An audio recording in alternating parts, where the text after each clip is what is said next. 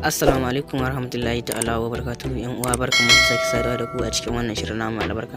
A yau za mu yi muku bayani ne wanda ina tunanin zai nishadantar da ku kuma za ya burge ku.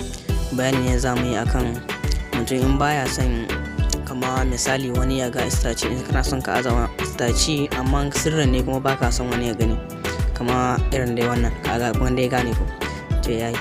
Abin da ake bukata shine kawai ka shiga cikin WhatsApp ɗinka haka. Idan ka shiga WhatsApp ɗinka za ya nuna ma wasu digo guda 3 a nan saman nan, sai ka taba su kamar haka. Idan ka taba shi za ya kawo ma nan wannan rubutun na ƙarshe parameter, sai ka shige shi. Idan ka shige shi za ya nuna ma wani ɗan kile nan wannan wurin, sai ka taba shi ma.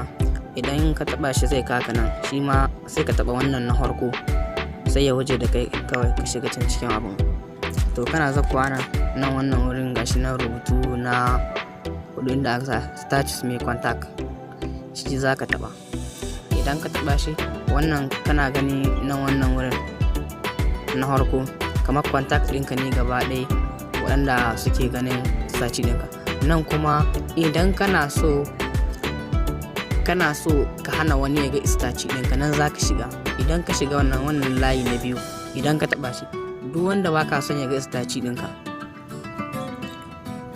sai ka taɓa mai kamar wannan, sai ka taɓe shi haka. Kenan baka son ya gani da wannan duka dai, duk wanda baka son ya gani sai ka taɓa mai wannan alamar don gudu ɗin, sai ka taɓa mai shi, ka taɓa duk wanda baka son ya gani shi za ka taɓa ma. Idan ka gama ga wani wuri nan kana gani inda aka sa wurin dan tsanwa hular din gashi nan kana gani, nan za ka taba. Da ka taba shi shikenan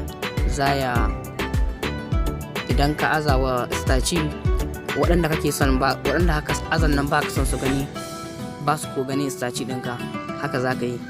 Anan ne zan ce muku wassalamu alaikum.